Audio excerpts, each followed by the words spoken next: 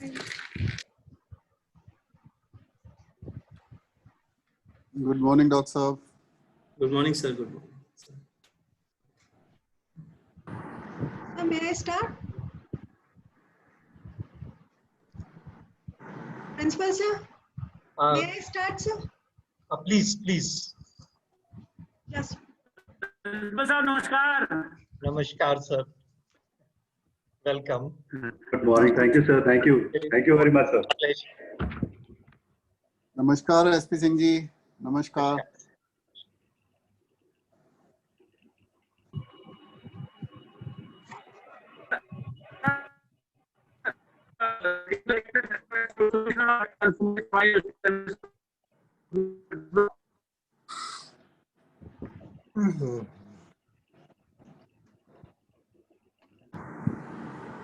जय हिंद।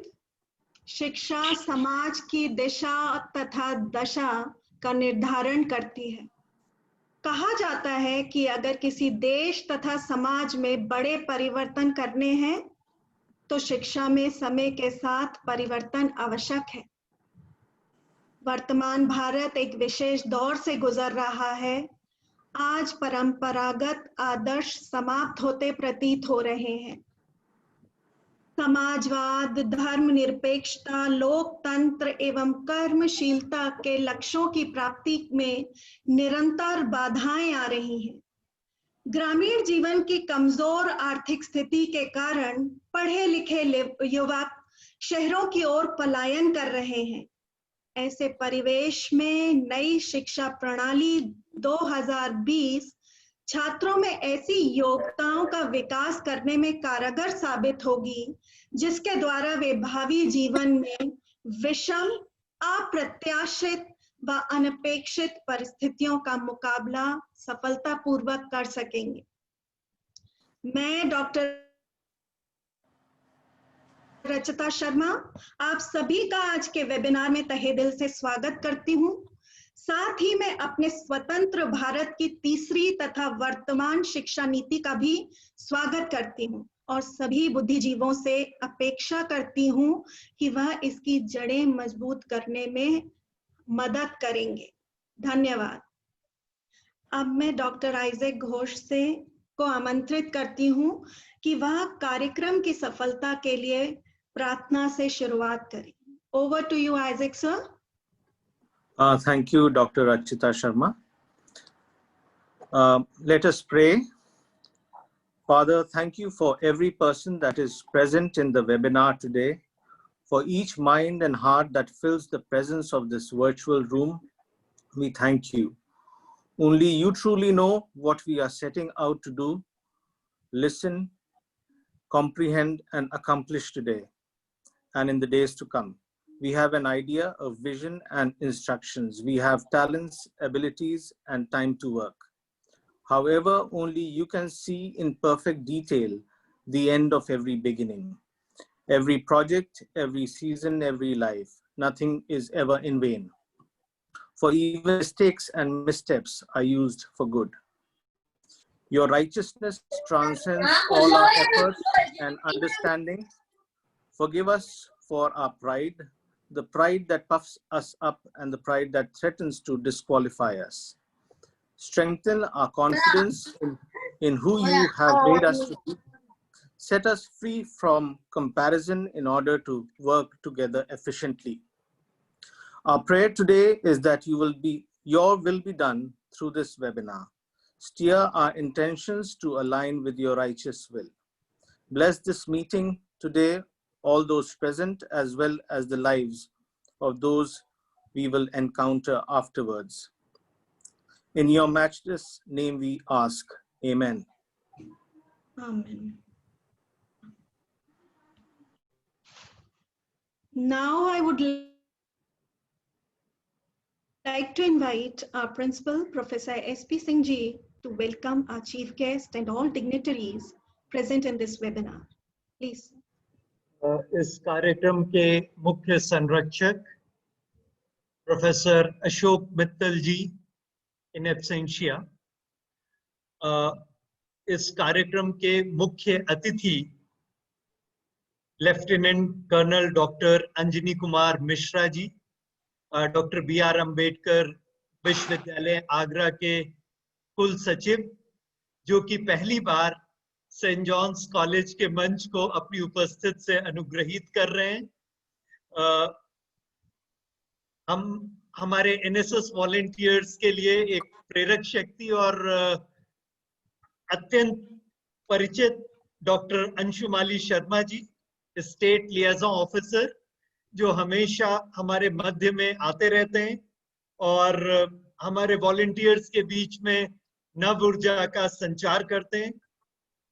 डॉक्टर अशोक श्रोती जी, राष्ट्रीय सेवा योजना के क्षेत्रीय निदेशक, और बहुत ही युवा और ऊर्जावान वक्ता डॉक्टर अमित गौतम जी, जो कि कुछ समय पूर्व एक और वेबिनार जो हमने आयोजित की थी उसमें नई शिक्षा नीति पर बोल चुके हैं और आज के कीनोट उद्बोधन के लिए हमारे आमंत्रित अतिथि। सचमुच ये एक बहुत ही प्रासंगिक विषय है जिस पर इस संगोष्ठी का या ई संगोष्ठी का या वेबिनार का हम आयोजन कर पा रहे हैं, क्योंकि जैसा कि बात की गई, ये न सिर्फ उस समय पर हो रहा है जबकि ये बहुत समय से प्रतीक्षित थी नई शिक्षा नीति, बल्कि एक ऐसे युग में हो रही है which really called for a radical transformation of education, because जो कुछ भी हमारे समाज में जीवन में था, प्रौद्योगिकी के कारण, नई उभरती हुई व्यवस्थाओं के कारण हम चारों तरफ तब्दीलियों को देख रहे थे। और नई शिक्षा नीति जिस प्रकार से तब्दीलियों की कल्पना करती है, वो एक न सिर्फ आमूलचूल परिवर्तन करने वाली है।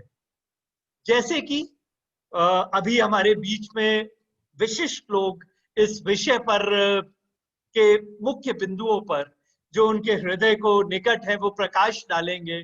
जैसे कि पहली बार ऑन डॉक्यूमेंट ये रिकॉग्नाइज किया गया कि जो हम शिक्षा दे रहे हैं वो मात्र कुछ वर्षों के लिए पर्याप्त होगी, क्योंकि निरंतर शिक्षा के क्षेत्र में इतने व्यापक परिवर्तन हो रहे हैं।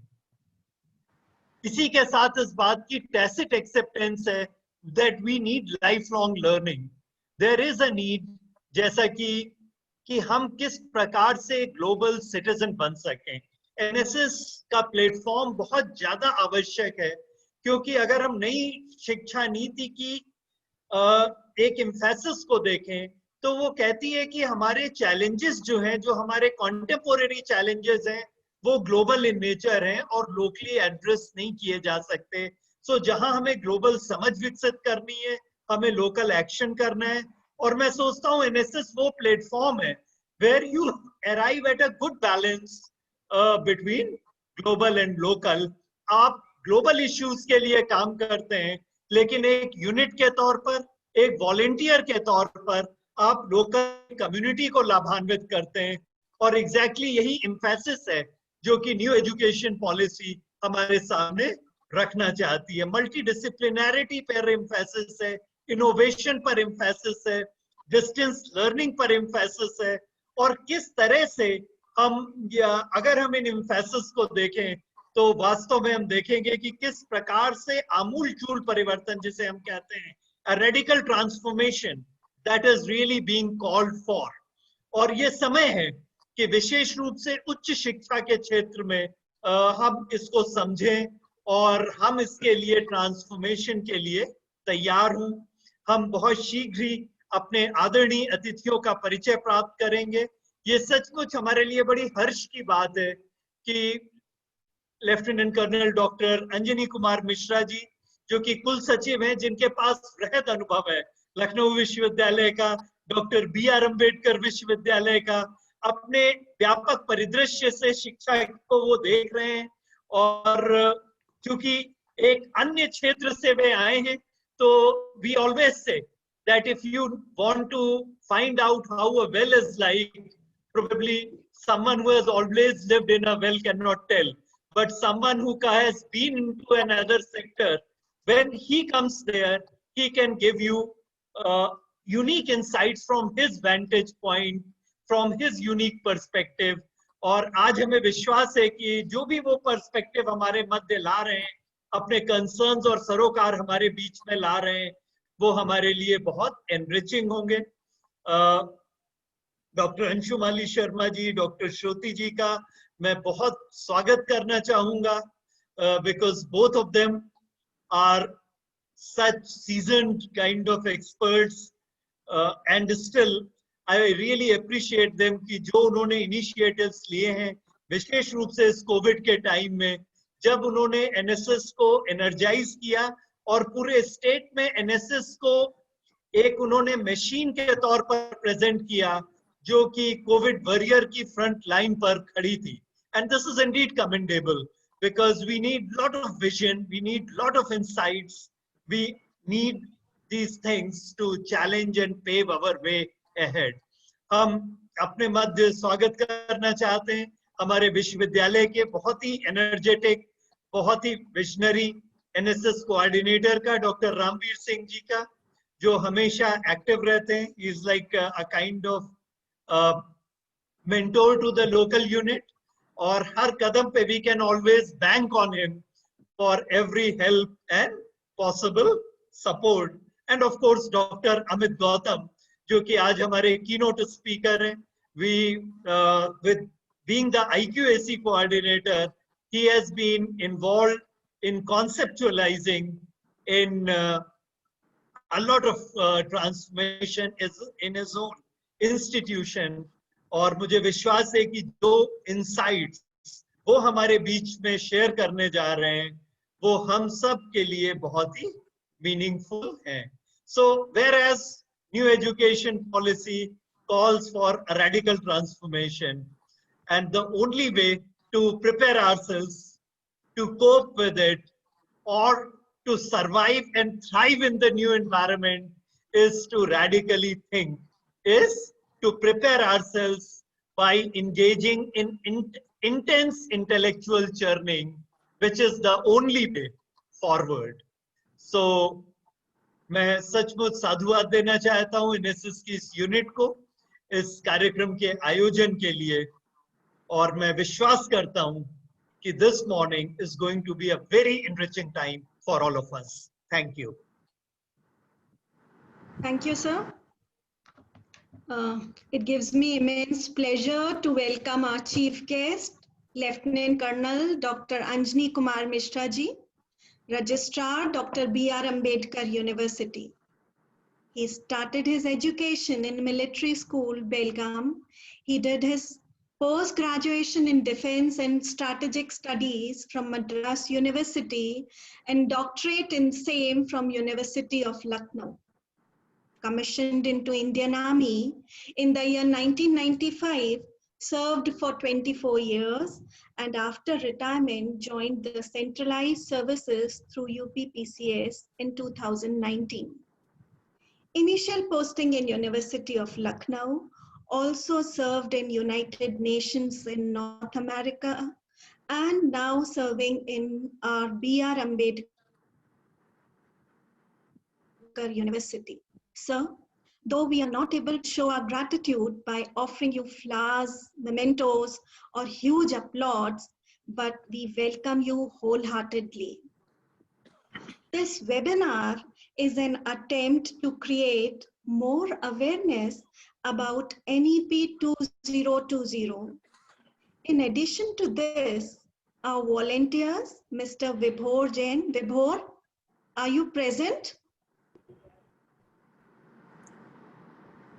Vibhor? Ma'am, my voice is up. Yes, you are audible. And Shubham, are you there? There is some technical issue with Shubham connectivity. Vibhor, please. Yes, ma'am. Be there.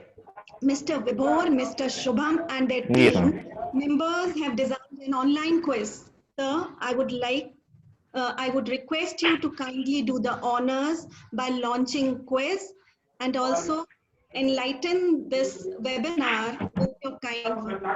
Thank you, sir. Over to you. Good morning, everybody. Can you hear me, please? Yes. Honorable Chief Patron, Professor Ashok Mittalji, Vice Chancellor, Dr. Bhimrao Ambedkar University, Agra, respected Principal, Professor S.P. Singhji, Principal, St. John's College, Agra, distinguished panelists, faculty, students, ladies and gentlemen. Thank you very much for the kind words which you have spoken about me. At the outset, I would like to thank Dr. Rachita Sharma for having invited me on behalf of St. John's family for this webinar. I will declare the quiz open as it was desired of by me. And in continuation, it is indeed a pleasure to be present here and learn from the views of such eminent personalities in the field of education, that too on such a contemporary and current issue, that is National Education Policy 2020, Perspectives and Challenges. Ladies and gentlemen, it is pertinent to mention here that that challenges, in fact, are part of every perspective. It is the duty of all of us present here that we should try and reduce the challenges and evolve the perspectives. Education, as you are aware, is the most basic and fundamental aspect for achieving full human potential and develop an equitable and a just society, and in turn, achieve national development. Today is an era of educational society or knowledge society or information society, whatever we may call, and providing quality education will be the key to India for achieving the leadership position in the world arena. Vishwa Guru, as it is desired by our Prime Minister. As you are aware, the world is undergoing rapid changes in the knowledge landscape. The world is moving towards a lot of technical advancements. The artificial intelligence, Internet of Things, machine learning, big data, such big words are dominating the education sphere. And in fact, they have compelled us to rethink our concepts of education and realign our goals so that we can nurture and develop our youth towards national development. In fact, the traditional methods which were used in the years before have to be supplemented, in fact, rather complemented with new methods, methodologies, requirements. I would like to mention that National Education Policy 2020 is the first policy document by Government of India in this century. It has tried to address many growing imperatives, developmental imperatives, which will be the requirement of future. The policy has endeavored, in fact, to revise and revamp all aspects of education, including its structure, governance, and regulations, etc. As stated in the document itself, it lays particular emphasis on the development of creative potential in each of the citizen or an individual. It is based on the principle that education should not just focus on traditional cognitive capabilities, like we used to do in our erstwhile education system, that we used to focus too much on analytical skills, learning skills, and like numeracy, literacy, etc., etc. This policy is also endeavoring to bring in social, ethical, and emotional capacities and dispositions into the talk or into the concept of the policymakers. For us Indians, the pursuit of knowledge, wisdom, and truth was always considered as the ultimate goal of our life. Our education in the ancient times were not just aimed at vocation or life in this world. It was for the realization of self and liberation from the worldly things as such. We have produced many scholars, teachers, institutions of great repute in the past. And in fact, these rich heritage, traditions, and knowledge should be a guiding light for us. It should act as a motivation and confidence for us to step into the future. Towards the end, I would like to quote a quote which I saw in a secondary school few years back while in exercise. I was deployed in some remote village of Rajasthan. So we were deployed by Tambu, so-called tent, was placed next to that secondary school. And when I used to come out and have a cup of tea, I used to look into that broad quote which was written, "Enter to learn and go out to serve." I think this particular quote has impressed me too much, and it, in my opinion, it is the crux of the National Education Policy 2020. As said by Professor S.P. Singh ji, that I will give another perspective because I'm an outsider. I've come from armed forces into the academic world. So some other time I'll be taking that time to give my perspective on education. As I was told by Dr. Rachita Sharma ji that I have just 5 to 6 minutes. So I would not like to take much of the time. In fact, I would like to end the address, and I will, in the end, I would also again sincerely thank Team NSS, Dr. Rachita Sharma ji, and respected Professor S.P. Singh ji for having invited me to this webinar and learn from you all and learn the perspective what you people who have been into academics for such long time and have contributed so much, and it will be a great learning. I would also like to thank all the audience, all the participants who have given a kind hearing to my words and bore with me. Thank you very much. Jai Hind.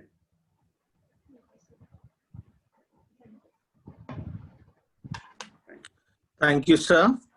Thank you, Lieutenant Colonel Mishra ji. Now it is my privilege to introduce Dr. Anshumali Sharma. He is the NSS State Liaison Officer, and he works from Lucknow. He is leading a program called Muskarayega India to help people deal with psychological pressure during the lockdown due to the corona pandemic. He's also associated with an NGO for child rights at Human Unity Movement. He has been a great source of inspiration, and he's a very good speaker. And I would now ask Dr. Anshumali Sharma ji to please say a few words. Thank you. धन्यवाद Isaac.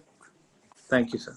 Professor SP Singh ji, NSS के regional director doctor Ashok Shroti ji, आज के मुख्य अतिथि lieutenant colonel doctor A K. Mishra ji, doctor Rachita Sharma, और यहाँ इस webinar में मौजूद उच्च शिक्षा नीति पर जो आयोजित हो रही है, अमित गौतम जी जो आज का विशेष वक्तव्य देने के लिए यहाँ पधारे हैं. मुझे बहुत खुशी है इस कार्यक्रम में शामिल होने में, और मैं आपका शुक्रगुजार हूं कि आपने इसमें मुझे कुछ समय दिया है कि मैं अपने व्यूज भी आपके समक्ष रख सकूं. मुख्य वक्तव्य तो अमित जी प्रस्तुत करेंगे.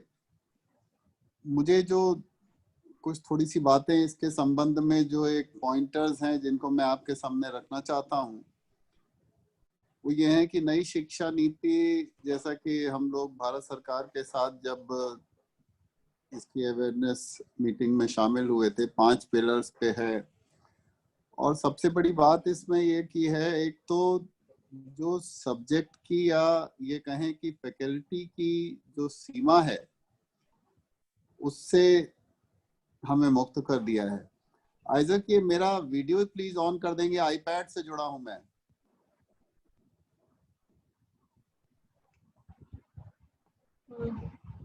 Principal sir will do it. Okay, thank you. Mohsin जी भी दिख रहे हैं. तो ये बेसिकली हमें जो फैकल्टी की सीमा से मुक्त किया है.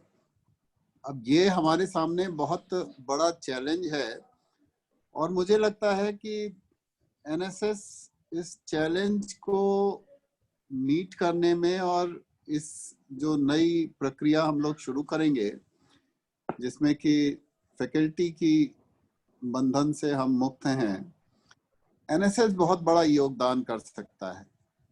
वो इस तरह से कि हमारे एनएसएस के जो प्रोग्राम ऑफिसर्स हैं वो डिफरेंट फैकल्टी से आते हैं। ऐसा नहीं है कि वो खाली सोशल साइंसेस के हैं, उसमें मैथ्स के भी हैं, उसमें रामवीर जैसे फिजिक्स के लोग भी हैं, उसमें मेरे जैसे जियोलॉजी के लोग हैं, कॉमर्स के लोग हैं, आर्ट्स के लोग हैं, हर फैकल्टी के लोग हैं।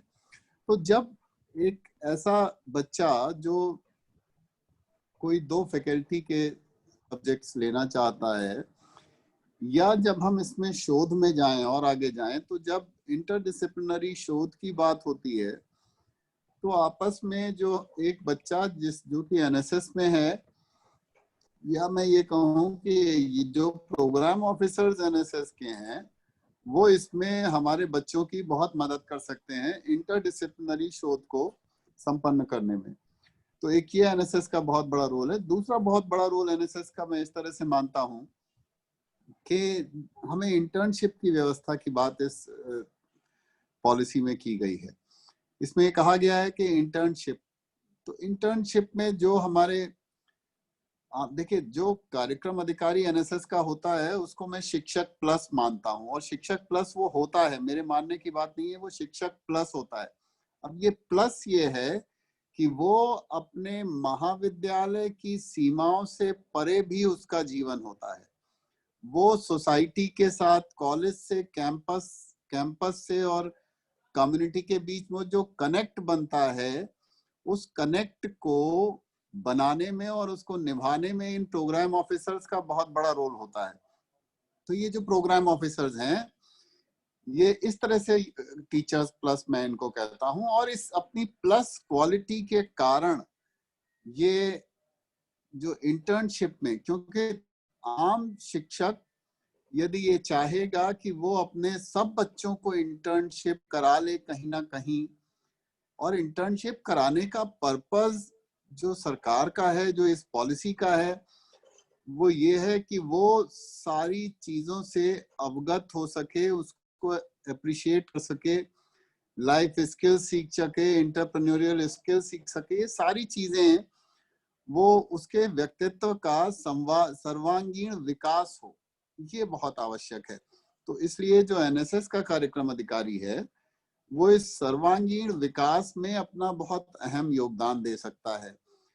तो मुझे लगता है कि ये 2-3 बिंदु ऐसे हैं जिसमें हमारी एनएसएस की बहुत महती भूमिका है, और इसमें जब हम लोग अपने वेबिनार में 1 तारीख को बैठेंगे तो एनएसएस का जो फ्यूचर हो, किस तरह से एनएसएस को हम आगे लेके चल सकते हैं, आप सबके सहयोग से ये पॉइंटर्स सिर्फ मैंने इसलिए दिए कि हम इन पर गहन मंथन करें, विचार करें, और उस चर्निंग से जो निकल कर अमृत आए उस अमृत को लेकर हम लोग आगे चलें और ससमय उसको भारत सरकार के समक्ष प्रस्तुत कर सकें, जिससे कि भारत सरकार को जब आगे की पॉलिसी बनानी पड़े, इस समय की बात जब आधा समय निकल गया है और अभी भी कोविड है और आगे भी 2 महीने कम से कम कोविड जाता नजर नहीं आ रहा, तो ऐसे में एनएसएस किस भूमिका में आए, एनएसएस के कार्यक्रम अधिकारी किस तरह से लोगों को आगे लेकर चल सकते हैं, और समाज के लिए ज्यादा से ज्यादा हम अपना सहयोग, और एक ये जो हमारी इस तरह से समाज के साथ जो हमारी रिलेशनशिप है वो सिम्बायोटिक रिलेशनशिप हो, जिससे कि समाज को हमसे फायदा हो, हमें समाज से फायदा हो, बोथ वेज। जब ये सिम्बायोटिक रिलेशनशिप होगी तो इट विल लास्ट लॉन्ग।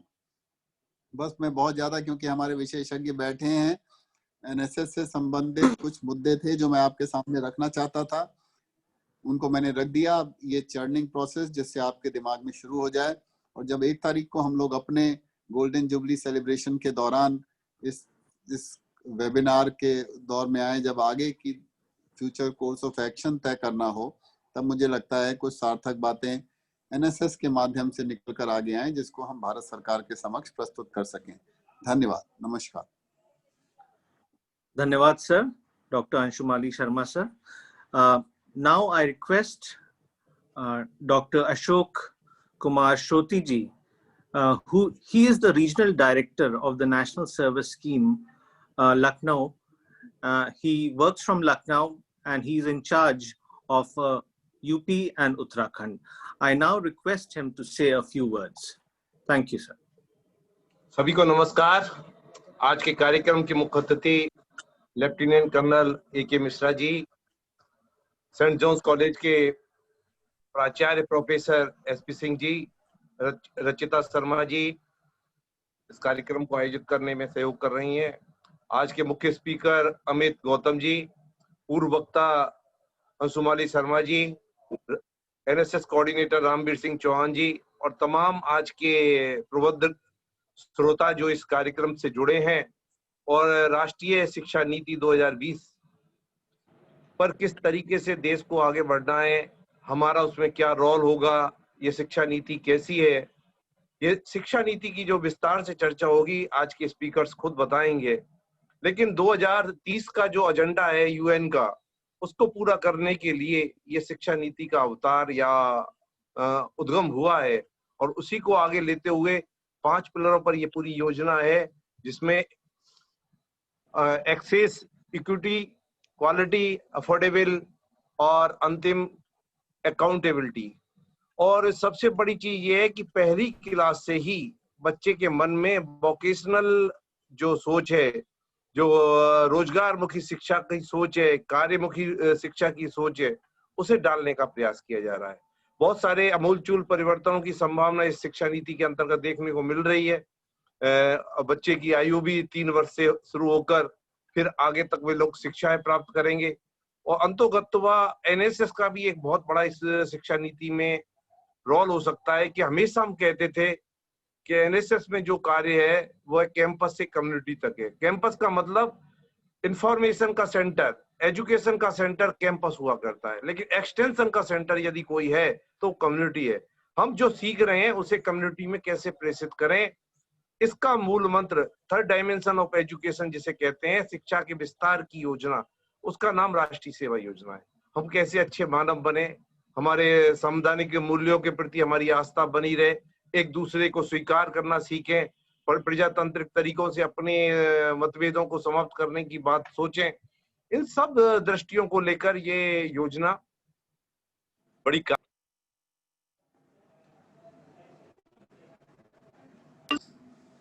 सोच समझकर लोगों की इसमें ओपिनियंस ली गई हैं और अंतोगत्वा इस योजना से पूरी की पूरी शिक्षा पद्धति में जो परिवर्तन होंगे, मुझे लगता है भविष्य में शिक्षा का जो सिनेरियो है उस पर सरकार का खर्चा भी बढ़ेगा और अंतोगत्वा 6% GDP का जो खर्चा करने का सरकार ने एक संकल्प लिया है, ये अपने आप में तारीफे काबिल है। क्योंकि शिक्षा का मतलब है सीधा सीधा, यदि हम व्यापार करते हैं तो हम एक पीढ़ी के लिए काम करते हैं और यदि हम शिक्षा पर इन्वेस्ट करते हैं, अपने बच्चों को पढ़ाते हैं, उनके बच्चों को पढ़ाते हैं, तो हम कई पीढ़ियां तैयार करने का काम करते हैं। तो उसी श्रृंखला में ये सारा का सारा कार्य बढ़ रहा है। राष्ट्रीय सेवा योजना परिवार क्योंकि एक बहुत बड़ी छात्र संख्या है, साथ साथ में हमारे पास प्रबुद्ध प्रोफेसर, डॉक्टर, शिक्षक, वे तमाम लोग हैं जो इस राष्ट्र के लिए सोचते हैं, कुछ करना चाहते हैं। और जो चीजें इंटर्नशिप की बात हो रही है, इंटर्नशिप का मतलब सीधा सीधा ये है कि अगर नॉलेज को एक्शन में कैसे बदला जाए, जो नॉलेज मिली है उसे जीवन में एक्शन में लेते हुए किस तरीके से हम अमल में लाएं। जो रटने की प्रवृत्ति है उसको अपने को त्यागना होगा और उसके बाद एक नई जनरेशन, एक ऐसी जनरेशन जो विश्व परिप्रेक्ष्य में कंपटीशन को झेल सकती हो, कंपटीशन में आ सकती हो। और रिसर्च का बहुत बड़ा योगदान इसमें होने वाला है, क्योंकि बिना रिसर्च के, बिना शोध के मुझे नहीं लगता कि हम जो ग्लोबल विश्व की संरचना है उसमें हम अपना अहम रोल अदा कर पाएंगे। और कोविड ने जो जिस तरीके से टेक्नोलॉजी और जीवन को सरल बनाने के लिए नए नए नवाचार किए हैं और हम लोगों ने बहुत जल्दी कैच भी किया है। ये इस पूरी टेक्नोलॉजी को यदि कैच करने की बात करते अपन या IT की तरफ निर्भर होते तो आपको लगता है बहुत सालों, अभी 2-3 साल और लगते। लेकिन कोविड के दौरान में जिस तरह पूरी की पूरी संरचना नेट और अपने कंप्यूटर बेस हुई है, इंफॉर्मेशन मिलना आसान हुआ है, लोगों की सोच में भी एक नई ऊर्जा का संचार हुआ है, समस्या जरूर है, लेकिन उसका समाधान भी बड़े प्रॉपर तरीके से लोग निकाल रहे हैं। आज भी आगे बढ़ रहे हैं, भविष्य में और बढ़ते रहेंगे।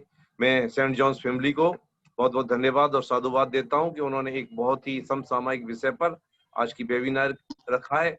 और मैं एक बार पुनः हमारे दोनों स्पीकर जो भी आज अपनी बात को रखेंगे, दयालबाग से अमित गौतम जी, सभी को मैं बहुत बहुत साधुवाद धन्यवाद देता हूं। जय हिंद, जय Bharat. Thank you, Dr. Ashok Shruti ji. Now I request Dr. Ramveer Singh Chauhan to say a few words. Dr. Ramveer Singh Chauhan is the NSS coordinator of Dr. B.R. Ambedkar University, Agra, and he's also a professor in the Department of Physics at RBS College, Agra.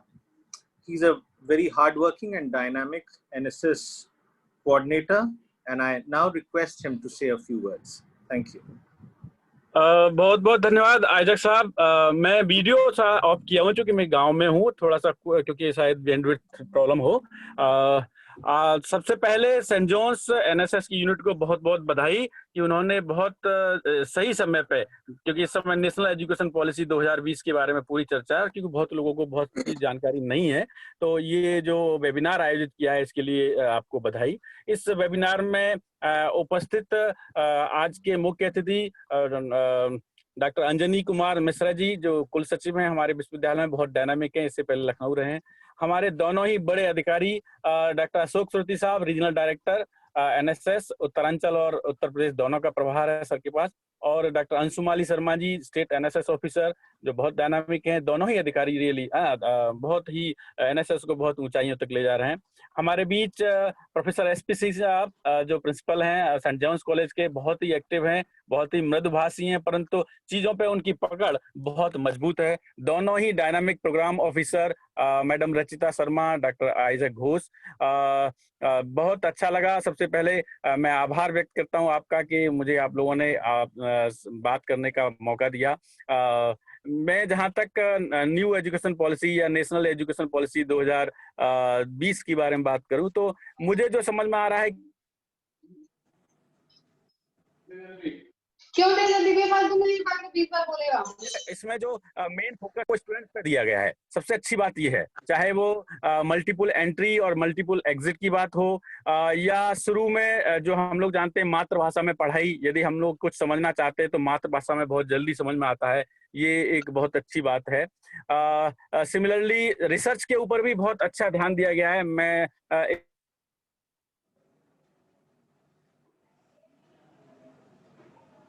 का इस्तेमाल हम लोग करते थे, और अब यदि research institute हमारे पास आ जाएंगे, इंस्टीट्यूट आ जाएंगे, तो हमारी जो रिसर्च की क्वालिटी है निश्चित बढ़ेगी। मैं ज्यादा समय न लेते हुए, क्योंकि मैं दूर हूँ इसलिए गैप भी हो रहा है, शायद हो सकता है कट भी रही हो आवाज, आपको पुनः बहुत बहुत बधाई और सभी का आभार व्यक्त करता हूँ डॉक्टर B.R. अम्बेडकर विश्वविद्यालय एनएसएस की तरफ से, और हमारी शुभकामनाएं इस वेबिनार के लिए। ये बहुत अच्छा और सक्सेसफुल होगा। सेंट जॉन्स यूनिट को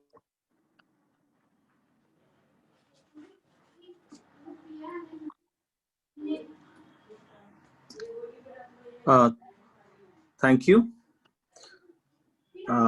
Thank you, Dr. Ramveer Singh Chauhan, sir. Now is the time to listen to the keynote speaker, Dr. Amit Gautam, on the topic of the National Education Policy 2020. Before I ask him to come and speak, I would like to introduce him. Dr. Amit Gautam holds the position of Associate Professor in the Faculty of Education and Faculty of Sciences, Dayalbag Educational Institute, deemed University, Agra.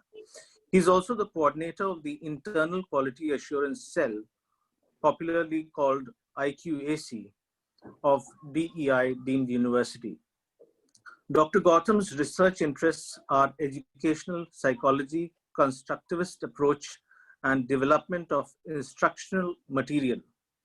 He has published 14 international and national research papers and articles in various journals like University News, EduTracks, Journal of Education, Chronicle, and many other. He's a life member of the All India Association for Educational Research, AIAER, Indian Association of Teacher Educators, the Indian Science Congress Association, Kolkata, Council for Teacher Education System Society of India. He's also a lifetime member of the International Organization Network for Policy Research, Review and Advice on Education and Training, Geneva, Switzerland, and a member of the Nordic Educational Research Association, Norway. Now I request Dr. Amit Gautam, sir, to come and give his talk. Thank you. आप सभी को मेरा नमस्कार और सादर अभिनंदन। इससे पहले कि मैं अपने इस मुद्दे पे बात करूं, अपना वक्तव्य शुरू करने से पहले मैं vice chancellor of doctor BR Ambedkar university Agra, doctor Anjani Kumar Mishra ji registrar, professor SP Singh principal Saint John's college Agra, doctor Anshumali Sharma ji, doctor Ashok Shroti ji and doctor Ramveer Singh ji को सादर नमस्कार या सादर प्रणाम करता हूँ। आप जैसे महान लोगों के सामने मुझे अपनी बात कहने का मौका मिल रहा है, थैंक यू सर। और साथ ही साथ मैं धन्यवाद देना चाहता हूँ NSS यूनिट्स का और NSS यूनिट्स का धन्यवाद देना चाहता हूँ कि आपने इस मुद्दे पर बात करने की प्रयास किए, शुरुआत की, और हमारी जो यूथ है उस तक, जो हमारे स्टेक होल्डर हैं, उन तक ये बात पहुंचाने का महान काम आप लोगों के द्वारा हो रहा है। और इसके साथ मैं धन्यवाद देना चाहता हूँ doctor Rachita Sharma, NSS programme officer saint John's college Agra. आप लोग इस अच्छे कार्य में, ये शुरुआत आपके माध्यम से इस कॉलेज में हो रही है। आप लोगों का सादर नमस्कार, सादर अभिनंदन। मैं अब इस बात पर आता हूँ। आज का जो हमारा विषय है, national education policy 2020, really it is a very Indeed topic, जो प्रेजेंट सिनेरियो में जितने भी इस पॉलिसी के स्टेक होल्डर हैं वहां तक अपनी बात को पहुंचाना आवश्यक है। पॉलिसी किसी भी राष्ट्र के लिए, हम जानते हैं कि किसी भी राष्ट्र के लिए कितना महत्व रखती है कि अपनी बातों को जितने भी इसके स्टेक होल्डर हैं, चाहे वो शिक्षक हो, विद्यार्थी हो, स्कूल हो, उन तक जब तक ये बात पूरी तरह इम्प्लीमेंटेशन नहीं होगी, जब तक हम अपनी बात उन तक नहीं पहुंचा पाएंगे, शायद इसको पूरी तरह से इम्प्लीमेंटेशन करना बहुत मुश्किल है। और NSS, नेशनल NSS की मैं बात करूं, जितना यूथ NSS प्लेटफॉर्म पर शामिल है, इन्वॉल्व है, तो मैं सोचता हूं कि एक अच्छा प्लेटफॉर्म है। इस प्लेटफॉर्म के साथ हम अपनी बात इंस्टीट्यूशन से कॉलेज टू कम्युनिटी पहुंचा सकते हैं इजीली। और जो मोटो है NSS का, not me but you, definitely इस मोटो को हम पूरा कर सकते हैं, अपनी बात को कम्युनिटी तक पहुंचाएं, और ये एक बहुत अच्छा प्लेटफॉर्म हो सकता है। क्योंकि आज इस प्लेटफॉर्म पर हमारे साथ कई NSS के स्टूडेंट भी जुड़े हैं, तो उनके लिए ये जानना और आवश्यक है कि इतने दिनों से 29 जुलाई 2020 के बाद से ये लगातार ये चर्चा हो रही है कि राष्ट्रीय शिक्षा नीति के बारे में बात हो रही है। आए दिन आप न्यूज चैनल पर बात कर रहे हैं, पेपर में बात कर रहे हैं, प्रधानमंत्री जी वक्तव्य दे रहे हैं, शिक्षा मंत्री वक्तव्य दे रहे हैं, आसपास माहौल हो रहा है, इतने सारे वेबिनार पर डे हो रहे हैं। But what is the meaning of this part? हमें ये जानना और समझना हमारे लिए आवश्यक और होता है, खासतौर से जो हमारा अभी जो यूथ है, क्योंकि लाइफ टाइम के लिए जितना इसका जो इम्प्लीमेंटेशन पीरियड है, उस पीरियड में वो सबसे बड़ा स्टेक होल्डर के तौर पर निकल के आएगा, और जो इस पॉलिसी से अफेक्टेड होने वाला है। तो उनको ये और समझने की आवश्यकता है कि इस पॉलिसी का मतलब क्या है, क्या क्या मुख्य बिंदु हैं, किस तरह से चेंजेस होने वाले हैं, और किस तरह से हमें एक्सेप्टेबिलिटी बना के रखनी है। तो बिफोर स्टार्टिंग दिस पार्ट, ये मेरे लिए बताना यहाँ और आवश्यक है, क्योंकि छात्र भी जुड़े हैं इसके साथ, कि what is the meaning of the policy. I have to start this part from the very beginning the policy. Basically बहुत सारे बच्चों को ये कंफ्यूजन होता है कि पॉलिसी क्या है। तो पॉलिसी में मैं in short I just want to explain this part. Policy simply guide our actions. Policy can be guideline, rules, regulation, principle or the direction. They say what is to be done, who is to do, and how it is to be done, and for whom it is to be done. Policy ये बताती है, और we simply words में मैं कहूँ, the policy means a plan of action agreed to by a group of the people with the power of carry it out and enforce it. तो एक तरह से ये डॉक्यूमेंटेशन है, इस पॉलिसी के माध्यम से आप ये समझने का प्रयास कर सकते हैं कि गवर्नमेंट ऑफ इंडिया की तरफ से ये पॉलिसी डेवलप की गई है, ये चीजें इम्प्लीमेंटेशन होने वाली हैं और हमें पार्ट बनना है, एक डॉक्यूमेंटेशन का पार्ट क्या है। स्टेक होल्डर को अपनी जिम्मेदारी दी गई है कि कहाँ किस किस व्यक्ति को किस लेवल पर इन पर काम करना है। इवोल्यूशन हमें इस पॉलिसी का यहाँ समझना पड़ेगा कि ये शुरुआत कहाँ से हुई, अचानक ये सब चीजें पॉलिसी की बात कैसे आई। अभी तक जितने दौरान में बच्चे थे तब तक जिनके पास इस तरह का बैकग्राउंड नहीं, कई बेसिकली एजुकेशन फील्ड में हम लोग बच्चों के साथ पढ़ाते हैं क्योंकि हम जो डील करते हैं पीपल टीचर के साथ डील करते हैं, वुड बी टीचर्स के साथ डील करते हैं, तो उनको तो ये पॉलिसी बताई जाती है, लेकिन और पाठ्यक्रम में कहीं ना कहीं ये सब मिसिंग हो जाता है, जहां बच्चा ये कंसेप्ट को समझने में अपने आप को असमर्थ पाता है कि ये टर्मिनोलॉजी आई कहाँ से।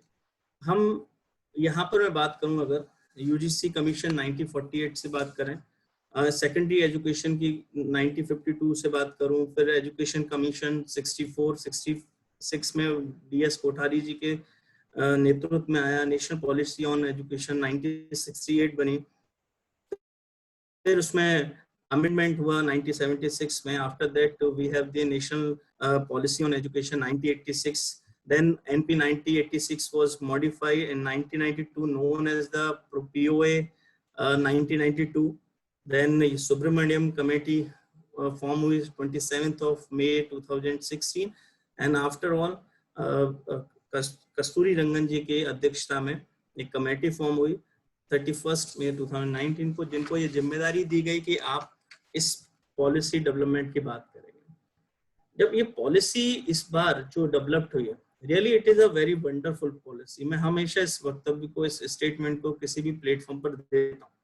ये पॉलिसी में जो ऑन पेपर है, डॉक्यूमेंटेड है, really it is very wonderful part, but the part is कि how we have to implement this part. Problem यहाँ है, डॉक्यूमेंटेड होना, कोई भी चीज, किसी भी चीज को किसी भी तरह से लिखना, दैट इज अनदर पार्ट। समस्या वहां आती है जब इस पार्ट को हम इम्प्लीमेंटेशन करते हैं, ग्राउंड रियलिटी में इसको हम जोड़ने का प्रयास करते हैं, लगाने का प्रयास करते हैं, समस्या वहां आती है। तो इस पॉलिसी में एक और जो पीरियड है वो ये है कि इसका इम्प्लीमेंटेड पीरियड, जो इम्प्लीमेंटेशन पीरियड है 2040 तक है, तो लगभग 20 साल का टाइम मिल रहा है हमें इस पॉलिसी के लिए, और गवर्नमेंट ने इसके स्लॉट्स डिसाइड किए हैं कि कब हमें क्या क्या चीजें करनी है। पर इन पॉलिसी में अगर मैं शुरुआत से बात करूं, कंसल्टेशन प्रोसेस से बात करूं, तो ये एक तरह से एकमात्र इस तरह पॉलिसी है जहां लोगों का रिव्यू लिया गया through the online portal mygovernment.in से रिव्यू लिया गया। लगभग 2.5 लाख ग्राम पंचायत जोड़ी गई, 6600 ब्लॉक्स जोड़े गए, 6000 ULBs जोड़े गए, 676 डिस्ट्रिक्ट जोड़े गए और इनके द्वारा रिव्यूज लिए गए। ड्राफ्ट जो है इसका 2019 में दिया गया और लगभग 22 लैंग्वेज भाषाओं में ड्राफ्ट दिया गया ताकि लोग इसे पढ़ें, समझें और इस चीज के बारे में जानकारी लें। आप ड्राफ्टिंग से अंदाजा लगा सकते हैं कि ड्राफ्टिंग जो ड्राफ्ट था NEP जो 2019 में आया, draft was also available in 22 languages और ऑडियो बुक्स की फॉर्म में था, तो ताकि लोग इसको समझें, सुने और अपने सुझाव दें। इसके अलावा नेशनल डायलॉग्स हुए एजुकेशंस पर विद MPs, आंध्र प्रदेश के, केरला, तेलंगाना के साथ पौंडीचेरी हुए। After that we have a CAB meeting और उसके बाद ये रिफॉर्म्स का हुआ, पार्लियामेंट्री स्टैंडिंग कमीशंस में गया, इनके पर हम यहाँ चर्चा करें। अब इन पॉलिसी की चर्चा के बाद, इतनी जद्दोजहद के बाद पॉलिसी पास हुई, आपको इम्प्लीमेंटेशन फेज आया। There is a need to understand the vision of this policy. What is the vision of the National Education Policy 2020? So we need to understand the part कि जो इसके विजन बने, वो 3 vision इसके mainly government ने decide किए। An education system that contributes to an equitable and vibrant knowledge society by providing the high quality education to all. The second vision is develops a deep sense of respect towards the fundamental rights, duties, and constitutional values, bonding with one's country, and a conscious awareness of one's role and responsibility in a changing world. And third vision is instinct, skills, value, and disposition that support the responsible commitment to the human rights, sustainable development, and living and global well-being, thereby reflecting a truly global citizen. That was a wonderful vision of this policy. और जो इसकी foundation बनाई गई है इस policy की, वो base है एक्सेस पर, इक्विटी पर, क्वालिटी पर, अफोर्डेबिलिटी पर और अकाउंटेबिलिटी। ये 5 मेन पिलर हैं इस डॉक्यूमेंटेशन के, जिन पर हम यहाँ बात करेंगे। और हियर मैं यहाँ पर की प्रिंसिपल पर भी बात करूंगा, उसके बाद हम पॉलिसी के विभिन्न जो मुद्दे हैं, जो सेक्शंस हैं, उन पर हम बात करेंगे। जो की प्रिंसिपल की अगर हम बात करें तो ये जो पॉलिसी है, इसकी की प्रिंसिपल है respect of diversity, respect of diversity and the local context की बात ये है, in which is directly concern with the all curriculum, pedagogy and the principle, and equity and the inclusion. Second इसका key principle है, जिसमें हम जोड़ सकते हैं as the cornerstone of the all the educational decision को हम इसमें शामिल कर सकते हैं। After that we have the community participation, जहाँ पर हम जितना encouragement and facilitation community को करते हैं, करते हैं या करना चाहिए, वो इसमें शामिल होंगे। Then we have to increase the use of the technology. आप देखिए कोविड पीरियड में टेक्नोलॉजी एक सहारा है, जहां हम इतने वर्चुअल प्लेटफॉर्म पे इतने सारे लोग एक साथ एक जगह कनेक्ट हो पा रहे हैं, और यही हमें जो यूज ऑफ टेक्नोलॉजी है वो टीचिंग एंड लर्निंग पर्सपेक्टिव में शामिल करना है, क्लासरूम सिनेरियो में शामिल करना है, through which we can easily remove the language barrier also, जिसके द्वारा हम अपनी भाषा में जितने भी बैरियर्स हैं, जितनी भी बाध्यता आती हैं, जितनी भी रुकावटें आती हैं, उनको हम इनके द्वारा दूर कर सकते हैं। टेक्नोलॉजी से यहाँ पर दिव्यांग जो छात्र हैं उनके एजुकेशन प्लानिंग एंड मैनेजमेंट में काफी जोर दिया गया है। इसके साथ they also focus about the emphasise the conceptual understanding, और here is the basically rote learning पर, जो लर्निंग रोड पर है वो ज्यादा फोकस किया हुआ है than the examination system. Then we have to develop the critical thinking and the creativity of the student to encourage the logical decision and the making them as an innovative form. And after that we have the continuous review system. तो ये सब की principal हैं इस policy के, जो मैं अपने आगे आने वाले समय में इसके साथ आपके साथ चर्चा करूंगा। अब यहाँ पर हम बात करें, सबसे पहले इस पॉलिसी के कुछ बिंदुओं पर मैं बात करता हूँ। इस पॉलिसी को मुख्य तौर पर, ये जो नेशनल एजुकेशन पॉलिसी है, इस पॉलिसी को मुख्य तौर पर 4 भागों में विभाजित किया गया है।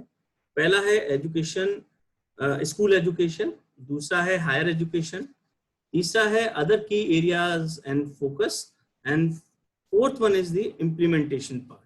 और जो टाइटल दिया गया है वो दिया गया मेक इट हैपन। तो इन 4 तरह से पॉलिसी को डिवाइड किया गया है। इस पॉलिसी में जो 66 पेजेस की इंग्लिश पॉलिसी है, इंग्लिश डॉक्यूमेंट जो है वो इजीली आपको MHRD की वेबसाइट के पेज पर अवेलेबल है। इन पर हम बात करेंगे कि मुख्य बिंदु इस पॉलिसी के क्या है। अब मुख्य बिंदु के तहत अगर हम बात करें तो जो हमारी नई नीति का जो उद्देश्य है वो ये है कि 2030 तक स्कूली शिक्षा में 100% GER के साथ जो पूर्व विद्यालय से माध्यमिक स्तर तक की शिक्षा के सार्वभौमिकरण का लक्ष्य गवर्नमेंट ने रखा है। और इसमें जो होगा, जो NEP 2020 में जो स्कूल से दूर रह रहे लगभग बच्चे हैं या ड्रॉप आउट केस हम जिनको कहें, 2 करोड़ बच्चों को फिर से मुख्य धारा में लाया जाएगा। क्योंकि जब हम राइट टू एजुकेशन की बात करते हैं, कॉन्स्टिट्यूशनल की बात करते हैं, तो हर बालक का अधिकार ये भी है कि वो शिक्षा से वंचित ना रह पाए। तो ये पॉलिसी में का एक मेन अचीवमेंट होगा। और साथ ही साथ इसकी हम बात करें तो 12 साल की स्कूली शिक्षा और 3 साल की आंगनवाड़ी प्री स्कूल के साथ साथ नया फॉर्मूला दिया गया है इसमें 5+3+3+4 पर बात की गई है। और इस पॉलिसी में जो बात की गई है बेसिकली वो पढ़ने लिखने और गणना करने की बुनियादी योग्यताओं पर जोर दिया गया है। मैं अभी जब पर्टिकुलर स्कूली शिक्षा की बात करूंगा तो इस पर फोकस करूंगा कि इस जो स्ट्रक्चर को चेंज करने की 10+2 वाले स्ट्रक्चर को चेंज करके 5+3+3+4 वाले स्ट्रक्चर को करने की आवश्यकता क्या पड़ी और क्यों पड़ी। और सबसे बड़ा जो चेंज अगर हम इस पॉलिसी में मान के चलें वो आपको कम से कम 5वीं तक की कक्षा तक मातृभाषा या क्षेत्रीय भाषा में पढ़ाई की आपको छूट दी गई। अब ये देखिए कि अब तक किसी भी व्यक्ति को अपनी मातृभाषा में बात करने में हेजिटेशन का सामना करना पड़ता है। आप स्कूल में देख लीजिए कि पेरेंट टीचिंग मीटिंग्स होती थी, that is also a social issue. Parents को बुला के ये कहा गया था कि आपको बच्चा इंग्लिश में बात नहीं करता है, आप घर में इससे इंग्लिश में बात करिए ताकि इसको एनवायरनमेंट मिले और यहाँ भी वो प्रॉपर इंग्लिश में बात करें। कभी इस बात पर आपने गौर किया है कि जिन पेरेंट्स की बैकग्राउंड इंग्लिश मीडियम स्कूल्स में नहीं है या कहीं ना कहीं वो इंग्लिश से दूर हैं, how can they talk in English with their childrens? तो ये मुश्किल होता है इस तरह का एक आर्टिफिशियल एनवायरनमेंट घर में बनाना। तो कहीं ना कहीं क्या था कि बच्चा पिछड़ रहा है और उसकी जो इवेल्युएशन हो रहा है, बच्चे का परफॉर्मेंस लेवल चेक कर रहे हैं, वो इन सब पैरामीटर्स पर चेक करते हैं। लेकिन मैं मानता हूँ इस तरह की चीजों को क्षेत्रीय भाषा में या बच्चा जो हिंदी में या जो उसकी मातृभाषा है उसमें जितना अच्छा सीख सकता है उतना दूसरी लैंग्वेज या दूसरी भाषा में सीखने में उसे कठिनाई होती है। हम उस पर चीजों को थोपने का प्रयास करते हैं, हम उसे बाउंड करते हैं, हम उसे प्रेशराइज करते हैं कि वो इन चीजों को मेमोराइज करे। और इस पॉलिसी में मेमोराइजेशन को बहुत ही कम जगह दी गई है, या मैं कहूँ जगह नहीं दी गई। यह मेमोराइजेशन को कंसेप्ट को मिनिमाइज करना। बेसिकली जब हम किसी चीज को मेमोराइज करते हैं तो we are unable to understand this concept. जब तक बच्चा अपनी क्रिएटिविटी डेवलप नहीं करेगा, अपनी रीजनिंग कैपेसिटी डेवलप नहीं करेगा, तब तक मुश्किल होता है किसी भी कॉन्सेप्ट फॉर्मेशन को उसके साथ जोड़ना। इसके साथ एक और पॉइंट मैं यहाँ आपके साथ डिस्कस करना चाहता हूँ कि जितना भी जो आप कहें इसको कंसोलिडेटेड डेवलपमेंट कार्ड है, उसमें पूरी तरह से मूल्यांकन जो पद्धति है उसमें सुधार होगा और यहाँ सीखने की प्रक्रिया में बच्चों पर पूरी नजर रखना इस पॉलिसी का पार्ट है। और इसी के तहत बच्चों का ऑलराउंड डेवलपमेंट भी करना है और ऑलराउंड परफॉर्मेंस उसका काउंट करना है। अब तक बच्चों ने जो कॉपी में लिखा, वन एंड प्रोसेस हुई, कॉपी में अच्छा हुआ, गलत लिखा, मान लीजिए किसी कारण से उसकी तबीयत खराब रही, पेपर अच्छा नहीं दे पाया, तो उसका साल भर का इवैल्यूएशन हम उस एक पेपर या 2 पेपर से काउंट करते थे। लेकिन नई शिक्षा नीति के तहत हम ऑलराउंड डेवलपमेंट की बात कर रहे हैं और उसका कंसोलिडेटेड परफॉर्मेंस हम उसका इवैल्यूएट करने की बात करेंगे। इसके साथ इस पॉलिसी में जो उच्च शिक्षा पाठ्यक्रम है उसके विषयों में विभिन्नता की बात जोड़ी गई है। अब तक क्या है कि हम कुछ विषय या कुछ सब्जेक्ट को लेकर ही फोकस करते थे, इन पर डाइवर्सिटी की बात नहीं करते और एक स्ट्रीम्स का हम बच्चों के संग एक टैग लगा देते थे कि you belongs to science category, you belongs to arts category, you belongs to the social sciences category. तो वहां से बच्चों को थोड़ा सा मुश्किल होती थी इस नए काम में जुड़ने के लिए, नए काम में काम करने के लिए, ये बच्चों के साथ दिक्कतें होती थी। अब मैं इनमें से कुछ पॉइंट्स को आपके साथ लेकर चलता हूँ, डिस्कस करता हूँ, ताकि हम समय रहते हुए अपनी बात को, जिन मुद्दों के साथ मैं यहाँ पर हूँ, उन मुद्दों को आपके साथ डिस्कस करता हूँ। मैं सबसे पहले बात करता हूँ, ये अभी तक मैंने आपको कुछ की पॉइंट्स बताए, अब सबसे पहले बात करते हैं कि हम स्कूली शिक्षा से चलते हैं और इन स्कूली शिक्षा में जो चेंजेस हुए हैं उन पर मैं यहाँ बात करूँगा।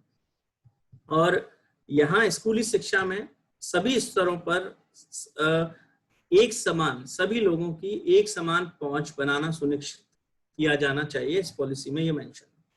और एनईपी 2020 स्कूली शिक्षा के सभी स्तरों पर प्री स्कूल से माध्यमिक स्तर तक सबके लिए एक समान जो पहुंच है, सभी लोगों की पहुंच में ये सुनिश्चित करने पर जोर देता है। और जो स्कूल छोड़ चुके बच्चे हैं उनको दोबारा से फिर से मुख्य धारा में शामिल करने के लिए स्कूल के बुनियादी ढांचों का विकास और नवीन शिक्षा केंद्रों की स्थापना इस पॉलिसी के तहत की जाएगी। और इस नई शिक्षा नीति में छात्रों और उनके सीखने के स्तर पर नजर रखना, औपचारिक और गैर औपचारिक शिक्षा सहित बच्चों की पढ़ाई के लिए बहुस्तरीय सुविधाएं उपलब्ध कराने, या जितने भी हमारे परामर्शदाता हैं या प्रशिक्षित सामाजिक कार्यकर्ताओं को स्कूल के साथ जोड़ने, और कक्षा 3 है, कक्षा 3, 5 और 8 के लिए NIOS और जो स्टेट ओपन स्कूल्स हैं उसके माध्यम से ओपन लर्निंग, कक्षा 10 और 11 के समकक्ष माध्यमिक शिक्षा कार्यक्रम, व्यावसायिक पाठ्यक्रम, व्यस्क साक्षरता या एडल्ट लिटरेसी की हम बात करेंगे, और इस तरह के कुछ जीवन संवर्धक कार्यक्रम जोड़ने पर प्रस्तावित उपाय हैं। और मैं दोबारा से इस बात कर रहा हूं कि जो NEP 2020 के तहत जितने भी बच्चे स्कूल छोड़ चुके हैं, 2 करोड़ बच्चों को दोबारा से मुख्य धारा में शामिल करने की बात यहाँ की जा रही है। अब जो बदलाव हुआ है स्कूल एजुकेशन सिस्टम में, उस बदलाव को हम समझने की कोशिश करते हैं। वो जो हमारा बेसिक ढांचा था अब तक 10+2, उसको यहाँ रिप्लेस किया है 5+3+3+4 में। और ये स्ट्रक्चर लगभग आप इस तरह मानिए 3 से 8, 8 से 11, 11 से 14 और 14 से 18 उम्र के बच्चों के लिए। अब 10 से 10+2 का सिस्टम आज तक हम सब ने फॉलो किया, और आप लोग जो यूथ है वो अभी तक इस सिस्टम से जुड़ के आई। पर यहाँ प्रॉब्लम क्या थी कि 10 साल किसी भी बच्चे को हम तैयार करते थे, उसके बाद +2 में जाके वो अपना स्ट्रीम डिसाइड करता था, उसके बाद उसके पास अपॉर्चुनिटी लेवल कम हो जाती है। तो अपॉर्चुनिटी लेवल को यहाँ बढ़ाने के लिए, या कहें कि बच्चों को जो स्कूली शिक्षा में, उस स्कूली शिक्षा में आंगनवाड़ी योजना के तहत उन बच्चों को तैयार करने की बात कही गई है। और इसमें जो कंसेप्ट फॉर्मेशन किया गया है वो ये है कि बच्चों को इसी लेवल पर फाउंडेशन स्टेज पर जो मल्टी लेवल प्ले और एक्टिविटी बेस्ड लर्निंग की बात कही। देखिए, ये स्टेज इसलिए और एसेंशियल हो जाती है कि जितने भी बच्चों के सेंसरी ऑर्गन्स डेवलपमेंट है, क्रिएटिविटी डेवलपमेंट है, वो इसी स्टेज पर होती है। अगर हम इस स्टेज पर फोकस नहीं करेंगे तो डेफिनेटली जो एजुकेशन सिस्टम है, जैसे जिस तरह जो बच्चों का डेवलप हो जाता है, दोबारा से उनमें सेंसरी ऑर्गन्स का रिफाइनमेंट या डेवलपमेंट करना मुश्किल हो जाता है।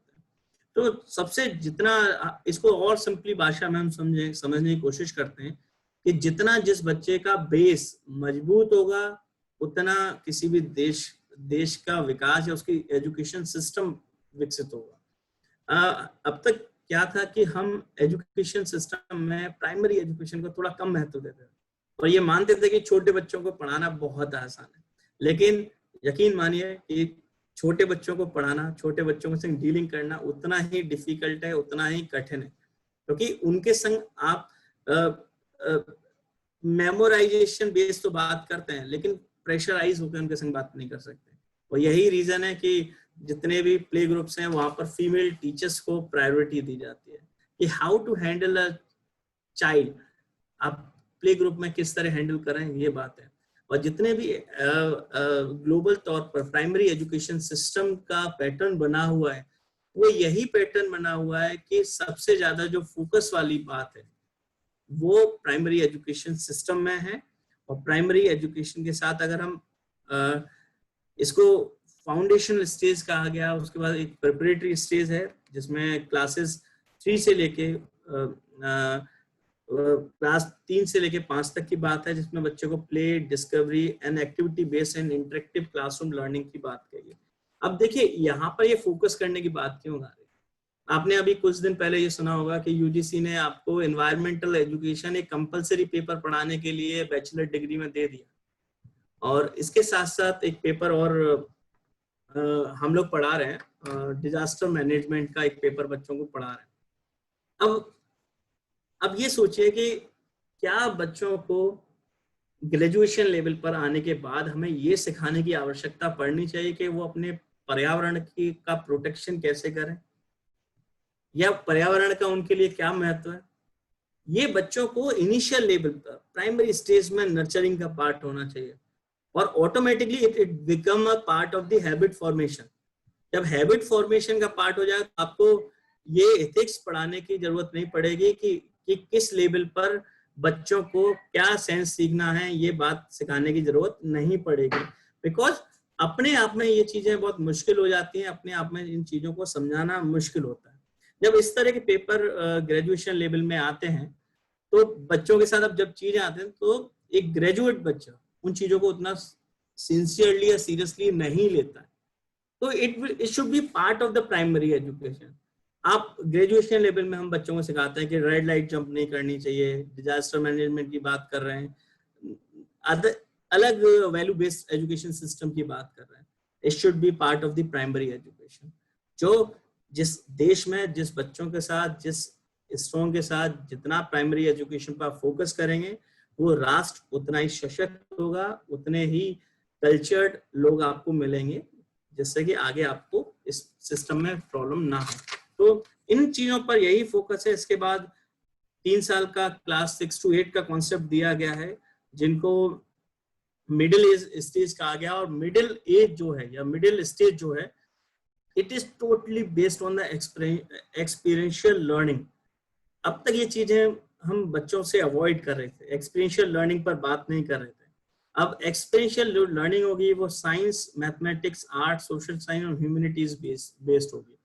तो बच्चे अनुभव आधार पर या अपने एक्सपीरियंस के बेसिस पर सीखेंगे और जो लर्निंग होती है डेफिनेटली जो हमारे अनुभवों से जो हमें ज्ञान मिलता है वो फॉर एवर होता है। उनमें किसी भी तरह की चीजों को मेमोराइज करने की आवश्यकता नहीं है। और लास्ट स्टेज जो 4 ईयर की है वो क्लास 9 to 10 है। Age group will be 14 to 18 और this will be just the multidisciplinary study. It will here we will develop the greater critical thinking, flexibility and student choice of subject will be developed in this stage। तो कहने का overall मतलब ये है कि ये जो पॉलिसी है डेफिनेटली ये जो स्ट्रक्चर है पूरी तरह से ये स्ट्रक्चर अपने आप में एक यूनिक स्ट्रक्चर होगा, पर बशर्ते इसका प्रॉपर स्ट्रक्चर्स का इम्प्लीमेंटेशन हो जाए तो इससे हम बच्चों की जो मानसिक विकास है, उन पर मानसिक विकास की अवस्था है, उनको ज्यादा डेवलप बना सकते हैं साइकोलॉजिकल पॉइंट ऑफ व्यू से, ताकि किसी भी राष्ट्र के सिस्टम को डेवलप करने में एक बहुत बड़ा योगदान हमारा होगा। इसके अलावा मैं एक कॉन्सेप्ट और यहाँ स्कूली शिक्षा की आपके साथ शेयर करना चाहता हूँ कि जो NCERT national council for education research and training है, उन्होंने 8 वर्ष की आयु तक के बच्चों के लिए प्रारंभिक बचपन देखभाल और शिक्षा योजना की बात की है। और इसके लिए NCERT will develop a national curriculum and a framework for it, और एक विस्तृत या मजबूत संस्थान प्रणाली के माध्यम से प्रारंभिक बचपन देखभाल योजना ECCE के नाम से मुहैया कराई जाएगी। इसमें जो अभी मैंने बताया कि प्राइमरी और आंगनवाड़ी शामिल होंगे, और इसी के तहत जो इसका इम्प्लीमेंटेशन है वो MHRD के पास है, और women and child development ministry के पास है, और हमारा जो स्वास्थ्य और परिवार कल्याण विभाग है, इन तीनों के द्वारा संयुक्त रूप से ये योजना चलाई जाएगी। इसके साथ हम अगर बात करें कि जो हमारा पाठ्यक्रम या अध्यापन कला में भी सुधार की बात की गई है इसमें, और स्कूली एजुकेशन में लगभग 6ठे ग्रेड से आपको वोकेशनल एजुकेशन की शिक्षा की शुरुआत होगी, और जिसमें इंटर्नशिप भी शामिल है, पर internship will be based on the choice basis, और इनके द्वारा बच्चों को अनुभव, जो अभी हमने बात की एक्सपीरियंशियल लर्निंग की बात की, वो अनुभव के आधारित शिक्षा की दी जाएगी।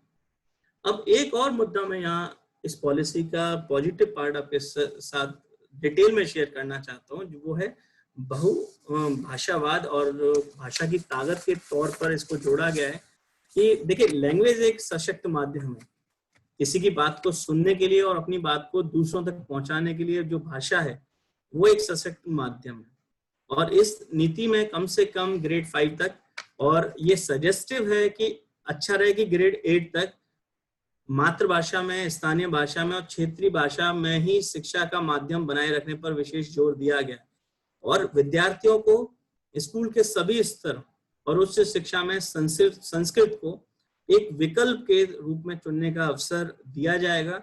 और हम ये जो ऑप्शन था वो हमारे 3 लैंग्वेज फॉर्मूले में भी शामिल होगा और किसी भी विद्यार्थी पर कोई भी भाषा थोपी नहीं जाएगी या उसे प्रेशराइज नहीं किया जाएगा।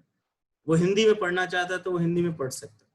तो और इसके साथ साथ इस पॉलिसी में जितनी हमारी पारंपरिक भाषा हैं, साहित्य है, उनके विकल्प के तौर पर भी एक स्थान दिया गया है ताकि जो विद्यार्थियों को एक भारत और श्रेष्ठ भारत के तहत 6 से 8 ग्रेड के दौरान जितनी भी भारत की भाषाओं पर भी बच्चा अपना पकड़ बना सके, उनके बारे में वो सीखना चाहता है सीखे, उनसे रिलेटेड कोई भी गतिविधियों में पार्टिसिपेट करना चाहता है तो कर सकता है।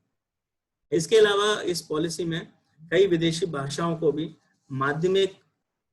माध्यमिक शिक्षा स्तर पर एक विकल्प के रूप में चुना जा सकेगा और जितनी भी भारत की संकेत भाषा यानी कि साइन लैंग्वेज हैं उनको देश भर में मानकीकृत किया जाएगा और हमारे जो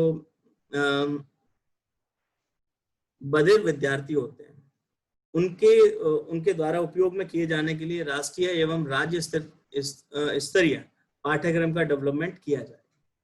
इसके अलावा इस पॉलिसी में एक मुद्दा और आता है, आकलन में सुधार की बात की गई। हम देखिए जब ये टर्म्स यूटिलाइज करते हैं, मेजरमेंट टर्म्स यूटिलाइज करते हैं या हम असेसमेंट टर्म यूटिलाइज करते हैं तो इस जो पॉलिसी में असेसमेंट टर्म्स को प्रिविलेज दिया गया है वो वेटेज यहाँ पर योगात्मक आकलन की जगह नियमित और रचनात्मक आकलन की बात की गई है। योगात्मक आकलन आप साल में एक बार करते हैं लेकिन यहाँ पर रेगुलर और रचनात्मक जो आकलन है उसको अपनाने की परिकल्पना की गई है और मैं मानता हूं कि ये जो आकलन है ये बच्चों के हिसाब से असेसमेंट का बेस्ट तरीका है क्योंकि इसमें अपेक्षाकृत अधिक योग्यता आधारित है। जितना बच्चा परफॉर्म कर रहा है परफॉर्मेंस बेसिस पर उसका हम एवेल्युएशन करते हैं, असेसमेंट करते हैं और सीखने के साथ साथ अपना विकास करने को के लिए बढ़ावा देते हैं। और यहाँ पर जैसे हमारे स्टूडेंट के साथ कोई भी उच्च स्तरीय कौशल है, विश्लेषण क्षमता है, एनालिसिस कैपेसिटी है या चिंतन मनन करने की क्षमता है और वैचारिक स्पष्टता का आकलन होता है। अभी तक क्या है कि भैया बच्चे ने जो रटा, जो मेमोराइज किया उसके बेसिस पर नंबर दे रहे हैं कि 100 में से भाई 80 नंबर दे दिए, लेकिन क्या उनको कितना सीखा इस पर कोई भी फोकस नहीं। Everything is based on the written examination based. तो यहाँ पर जो फोकस रहेगा वो सीखने पर भी रहेगा कि हाँ एग्जाम में तो वो 100 में से 60 नंबर लगा है, that will fine for us, पर लेकिन उन 60 के साथ वो इम्प्लीमेंटेशन कैसे कर पा रहा है, उनको जोड़ कैसे पा रहा है, इम्प्लीमेंटेशन कैसे कर पा रहा है। हालांकि इस प्लेटफॉर्म पे मुझे नहीं कहना चाहिए पर आप ये फील करते होंगे अपने स्टूडेंट के हम कि जो बच्चा 80% नंबर ला रहा है they are unable to write a page application also, एक पेज एप्लीकेशन नहीं लिख पा रहा। तो that is not a part of this policy, everything will be based on the performance. और यही चीज विद्यार्थी के जो ग्रेड है, 3rd ग्रेड है, 5th ग्रेड है और 8th ग्रेड में स्कूली परीक्षा देंगे, वो संचालित होंगी, किसी भी प्राधिकरण द्वारा संचालित होंगी और या ग्रेड 10 और 12 के लिए बोर्ड परीक्षा जारी रखी जाएंगी। लेकिन ओवरऑल डेवलपमेंट के लिए लक्ष्य में ओवरऑल डेवलपमेंट के इनका जो स्ट्रक्चर है वो चेंज किया जाएगा और इसी के लिए यहाँ एक राष्ट्रीय आकलन केंद्र असेसमेंट सेंटर बनाया गया परख के नाम से, जिसको हम कह सकते हैं कि समग्र विकास के लिए कार्य प्रदर्शन, आकलन, समीक्षा और ज्ञान का विश्लेषण एक केंद्र बनेगा जो इनके लिए मानक निर्धारण करने का काम करेगा कि इनके मानक को निर्धारित किस प्रकार से किया जाए। इस पॉलिसी में मैं थोड़ा सा जिक्र और करना चाहता हूं कि यहाँ पर जो प्रभावकारी शिक्षक भर्ती है और कैरियर प्रगति मार्ग के लिए भी एक विशेष योगदान दिया गया है और इसमें ये कहा गया है कि शिक्षकों को प्रभावकारी एवं पारदर्शी प्रक्रियाओं के जरिए भर्ती किया जाएगा। कोई भी पदोन्नति होगी वो योग्यता आधारित होगी और जिसमें कई स्रोतों के से समय समय पर कार्य प्रदर्शन का आकलन करने के लिए कैरियर में आगे बढ़कर कोई भी शैक्षिक प्रशासक या शिक्षाविद बनने की व्यवस्था होगी। और शिक्षकों के लिए राष्ट्रीय प्रोफेशनल मानक NPST national council for teacher education द्वारा 2022 तक विकसित किया जाएगा, और जिसमें NCERT, SCERT और शिक्षकों के कुछ पैनल्स मिलकर क्षेत्र वाइज एक विशेषज्ञों का पैनल तैयार करेंगे। अब इस पॉलिसी का एक सबसे अच्छा जो पॉइंट मुझे लगा अभी तक वो ये लगा कि ये it will also talk about the holistic and the multidisciplinary education system also. इस जो पॉलिसी में ये खासियत ये है, ये policy will talk about the flexible curriculum also, जहां पर कोई भी स्टूडेंट कोई भी वोकेशनल एजुकेशन सिस्टम में या उपयुक्त प्रमाण के लिए मल्टीपल एंट्री और एग्जिट बिंदुओं के साथ जुड़ सकता है, और इसी को लेकर इसकी पहले परिकल्पना की गई है। और यूजी शिक्षा अवधि के भीतर यहाँ पर विविध एग्जिट विकल्पों तथा उपयुक्त प्रमाणन के साथ 3 या 4 वर्षों की अवधि हो सकती है। उदाहरण के लिए मैं 1-2 एग्जाम्पल आपको यहाँ देना चाहता हूँ कि यदि 1 वर्ष के बाद अगर कोई बच्चा ड्रॉप कर रहा है तो उसे सर्टिफिकेट, 2 वर्ष के बाद अगर कोई ड्रॉप कर रहा है तो उसे एडवांस डिप्लोमा, और 3 वर्ष के बाद उसे डिग्री, और 4 वर्ष के साथ शोध के लिए स्नातक डिग्री उसे दी जाएगी। इसमें इसके साथ ही एक HEI से अर्जित जो हमारे डिजिटल रूप से एकेडमिक क्रेडिट्स हैं उनके लिए academic bank of the credit की स्थापना की जाएगी, जिसमें कि इन्हें अर्जित जो अंतिम डिग्री की दिशा में इनको मेंटेन किया जाएगा, और जो एकेडमिक बैंक ऑफ क्रेडिट है वो क्रेडिट बच्चों के लिए ट्रांसफर कर देगी। एक और यहाँ पर एक बहुत ही अच्छी बात इस पॉलिसी में जो जोड़ी गई है वो है MERU की स्थापना करें, जिसे मेरू का नाम दिया गया है। Meru means multi disciplinary education research university. अब तक हम सब जानते हैं IIT या IIM को एक सर्वोच्च शिक्षा संस्थान के रूप में हम लोग उसे जानते हैं, और ये समझने का प्रयास करते हैं कि ये they are the working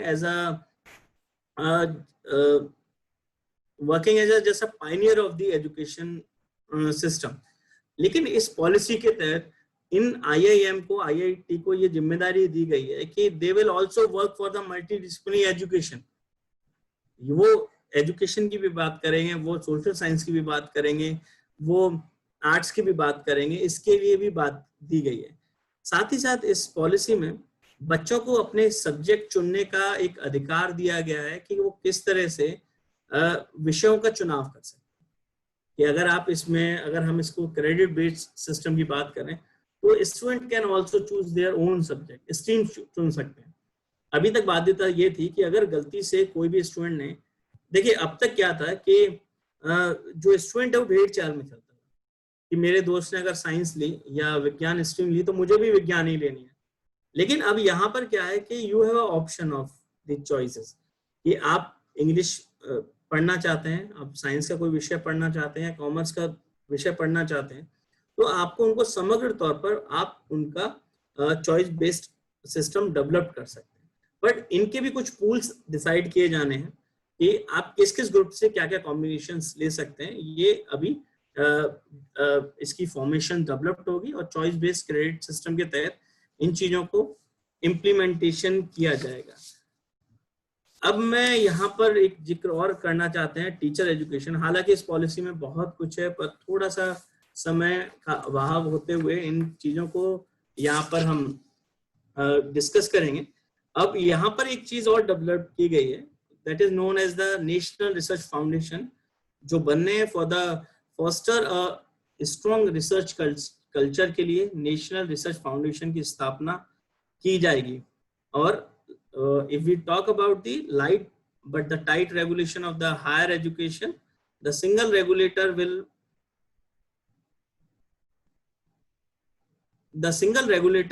with 4 separate vertical for the different function will work for this parameter, and definitely this will very helpful for us also.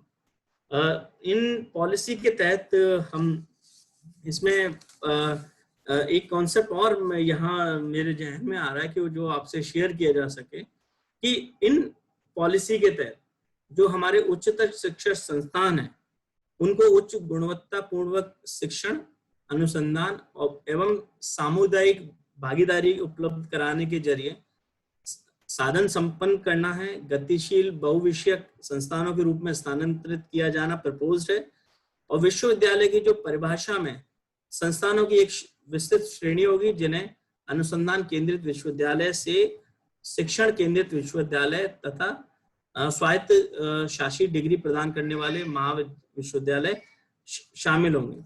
और ये अपने आप में एक नया एक इनिशिएटिव वर्क है जहां रिसर्च फॉर्मेशन के थ्रू ये काम हो सके। इस पॉलिसी में थोड़ा सा जिक्र शिक्षक के लिए भी किया गया है कि जो शिक्षक हैं वो प्रेरित होने चाहिए, ऊर्जाशील होने चाहिए और सक्षम होने चाहिए। और इन्होंने क्लियर गाइडलाइन इस पॉलिसी के तहत दी गई है और एक चीजें बनाएंगे जो हमारी फैकल्टी है उसके अंदर क्या क्षमता होनी चाहिए। देखिए रूट में या सेंटर में टीचर ही है, अगर टीचर में क्षमतावान नहीं है तो डेफिनेटली उसका इम्पैक्ट बच्चों पे पड़ेगा।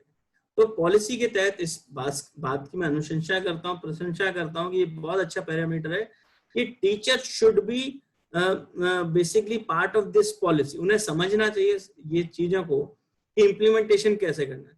जैसे फॉर एग्जांपल मैं बात करूं कि हम सारी बात कर रहे हैं कि एक्सपीरियंशियल लर्निंग की बात कर रहे हैं, लेकिन teacher is not interested for the experiential learning और वो एक्सपीरियंशियल लर्निंग की जो बात हम कर रहे हैं उसको प्रमोट नहीं कर रहा। ही और she is not interested to promote this kind of learning. वो कहेगा नहीं सर मैं तो चॉक एंड टॉक ही करूंगा। तो how can you able to justify with this policy? तो ये आपको एक मुश्किल का सामना करना पड़ेगा।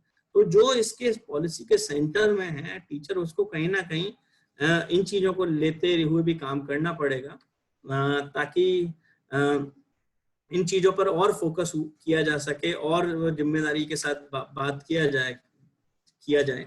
इसीलिए उन्होंने जो हमारा टीचर एजुकेशन है या टीचर ट्रेनिंग है वो एनसीईआरटी के परामर्श से और एनसीटी के द्वारा अध्यापक शिक्षण के लिए या टीचर एजुकेशन के लिए एक नया और व्यापक नेशनल करिकुलम फ्रेमवर्क NCFTE 2021 तैयार करेगा और लगभग 2030 तक शिक्षण कार्य को कम से कम योग्यता 4 वर्षीय जो 4 year integrated BEd course compulsory हो जाएगी। और जितने भी गुणवत्ता विहीन है जो स्वचालित अध्यापक शिक्षण केंद्र है उनको लगभग बंद करने की रिकमेंडेशन ये आ सकती है। तो ये एक पॉजिटिव पार्ट हो सकता है इस पॉलिसी का। इस पॉलिसी ने ओपन और डिस्टेंस एजुकेशन को भी प्रमोट करने के लिए बात की है, क्योंकि कई सारी चीजों पर या जीआर को बढ़ावा देने के लिए हम जानते हैं कि ये अपने आप में एक महत्वपूर्ण भूमिका निभा सकता है। और ऑनलाइन पाठ्यक्रम के थ्रू, ऑनलाइन डिजिटल रिसोर्सेज के थ्रू, रिसर्चर्स के थ्रू हम छात्रों को बेहतर सेवाएं दे सकते हैं। और क्यों ना इस तरह के एक डिजिटल प्लेटफॉर्म या डिजिटल रिसोर्स बनाए जाए और वो रिसोर्सेज कॉमनली सारी जगह यूटिलाइज किए जाए। भाई देखिए, अगर सेंट जॉन्स कॉलेज के पास कोई रिसोर्सेज है तो वो दूसरी कॉलेज या यूनिवर्सिटी उन रिसोर्सेज को कॉमन प्लेटफॉर्म के तहत यूटिलाइज कर सकते हैं। इसी और कॉन्सेप्ट को आगे बढ़ाते हुए इन लोगों ने ऑनलाइन शिक्षा और डिजिटल एजुकेशन को बहुत महत्व दिया। आप इस डिजिटल जो इस पॉलिसी में चीजें दी गई, देखिए हर चीज का एक पॉजिटिव महत्व होता है। Even definitely this time is very pandemic and covid ने बहुत कुछ सिखाया हम लोगों को। और ये ऑनलाइन स्ट्रक्चर या online classes, online platform, webinar आप यूटिलाइज कर रहे हैं, all the credit goes to this situation only. अगर हम एकदम किसी भी एजुकेशन सिस्टम में ये बात रखते हैं कि इतना बड़ा चेंजेस करना है, आपको माइग्रेट होना है, तो मुश्किल होता। तो इन्हीं चीजों को बढ़ावा देने के लिए और इस पॉलिसी में ये बात दी गई है कि जब कभी और जहां भी कोई हमारा ट्रेडिशनल और व्यक्तिगत शिक्षा प्राप्त करने का कोई साधन उपलब्ध ना हो, वहां पर गुणवत्ता पूर्वक ऑनलाइन एजुकेशन शिक्षा के विकल्प को तैयार रखने की बात की गई है। और इसके लिए MHRD ने एक डिजिटल स्ट्रक्चर्ड डिजिटल कंटेंट और डिजिटल कंटेंट डेवलपमेंट की एक यूनिट बनाने की बात की गई है, जो नेशनल लेवल पर इन सब के लिए काम करेगा और इन सब के लिए पूरी तरह से काम करेगा, ताकि सारे लोग इस डिजिटल प्लेटफॉर्म पर आने के बाद इन पर काम कर सके। ये एक पॉजिटिव पार्ट हमारी इस पॉलिसी में निकल के आने वाला है, या हम इस पॉजिटिव पार्ट की इस पॉलिसी के तहत बात कर सकते हैं। हालांकि इस पॉलिसी में अगर कई मैटर बात करें, कई फोकस बात करें, लीडरशिप बात करें, तो इस पॉलिसी के तहत जो एक पैरामीटर जो मैं और यहाँ जिक्र करना चाहता हूँ, वो mental and physical health and wellbeing पर फोकस किया गया है। और this will be mandatory for student to acquire the skill in the health and nutrition, physical education, fitness, wellbeing and the sports also. They also give the emphasis on the innovative pedagogy, जिसको हम we can say this part transforming teachers learning process के तौर पर जाना जाते हैं, जहां दोबारा से वो इंटीग्रेटेड पेडागोजी की बात की गई है, प्रमोशन ऑफ पीयर ट्यूटरिंग की बात की गई है, और एक और कंसेप्ट यहाँ दिया है, बैगलेस डेज की बात की गई है। तो बैगलेस डेज मीन्स कि क्या है कि उन दोनों बच्चों को बैग की जगह अपनी कुछ एकेडमिक एक्टिविटीज पर फोकस करना है। ऐसा नहीं कि बच्चा छोटा बच्चा फर्स्ट या सेकंड स्टैंडर्ड में जा रहा है और 15 किलो का, 10 किलो का बैग, 8 किलो का बैग लेके जा रहा है। तो इस तरह के एकेडमिक कैलेंडर में एक्टिविटी बेस्ड कुछ बात की जानी है, जो शेड्यूल डेवलप्ड होगा। देखिए अभी ये शुरुआत है, फुली इम्प्लीमेंटेशन होने से के बाद हम ये देखेंगे चेंजेस कहाँ आ रहे हैं। अभी हम इन पर चर्चा कर सकते हैं, इन पर ध्यान दे सकते हैं, और चर्चा करने के बाद इम्प्लीमेंटेशन होने का एक पॉजिटिव योगदान दे सकते हैं। अगर आप किसी भी चीज के तहत आप बस, मैं इतना यहाँ और जोड़ना चाहता हूँ कि एजुकेशन सिस्टम को कितना सीरियसली कोई कॉन्सेप्ट लिया जाता है। लगभग 34 साल लगे इस पॉलिसी, नई पॉलिसी 1986 के बाद यहाँ तक पहुंचने में।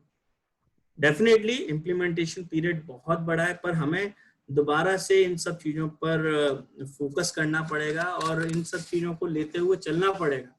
इम्प्लीमेंटेशन में हम किसी चीज को खराब नहीं कर सकते, because we are the part of this process also. अगर हम अपने आप को खराब करें तो अब हम इस पर नेगेटिविटी की फोकस कर सकते हैं और इन पर बात, नेगेटिविटी के रिसोर्स में बात कर सकते हैं।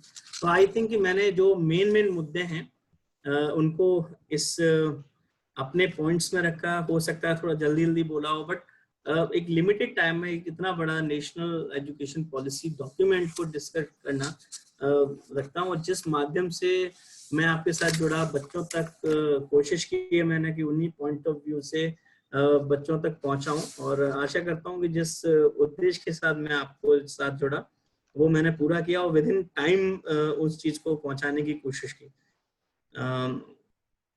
दोबारा से मैं आप सब लोगों को धन्यवाद देना चाहता हूं, NSS यूनिट्स को धन्यवाद देना चाहता हूं, प्रिंसिपल सर को धन्यवाद देना चाहता हूं। इतने एक्टिव हैं, इतने कहें कि किसी भी चीज की एक्सपर्टाइजेशन उनके पास है कि वो अपने विचार रखते हैं, और साथ ही साथ NSS जो स्टेट लेवल पर, नेशनल लेवल पर फोकस कर रहा है उन चीजों के लिए, ये अपने आप में एक बहुत बड़ा प्रयास है।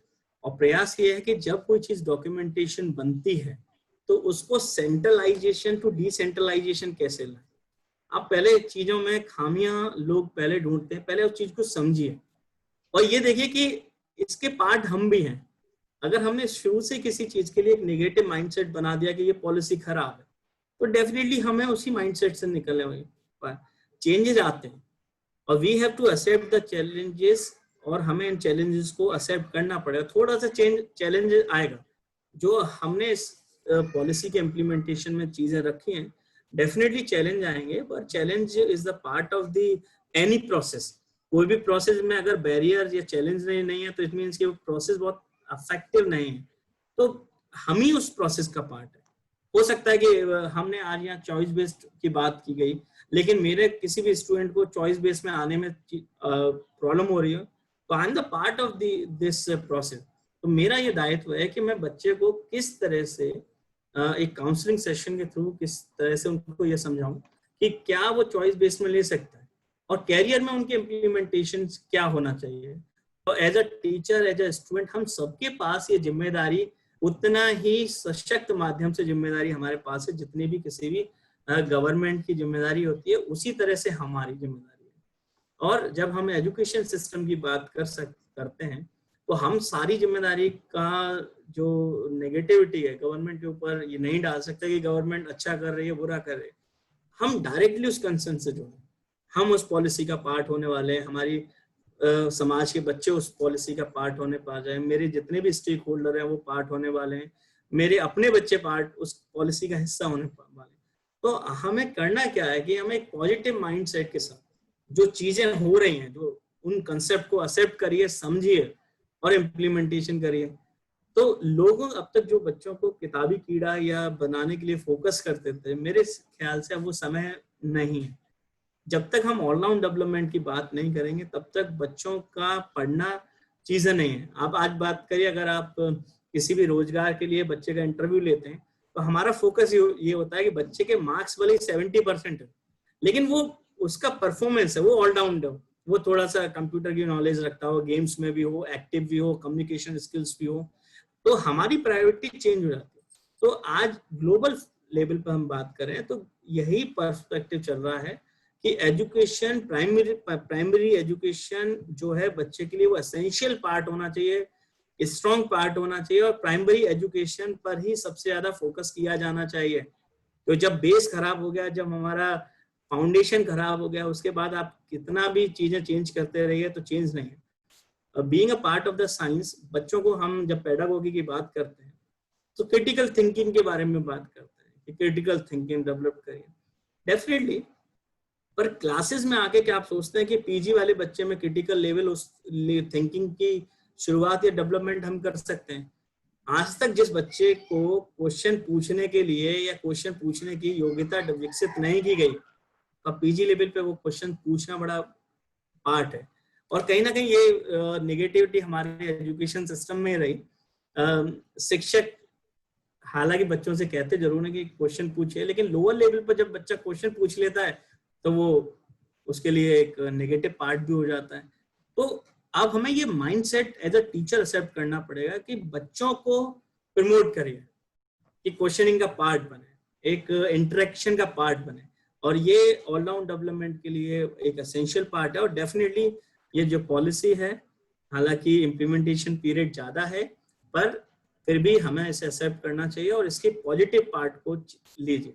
चेंजेस होते हैं, हमेशा चेंजेस बहुत अच्छे पॉजिटिव दिशा में जाएंगे और एक अच्छे राष्ट्र की कल्पना हम इस पॉलिसी के द्वारा कर सकते हैं अगर ये पॉलिसी एज इट इज अच्छे फॉर्म में इम्प्लीमेंटेशन हो जाती है। तो मैं यहीं अपनी बात को रखना चाहता, स्टॉप इस वक्तव्य को यहीं पर अपनी बात को विराम देना चाहता हूँ, ताकि जो शेड्यूल है इस वेबिनार का वो ना गड़बड़ाए।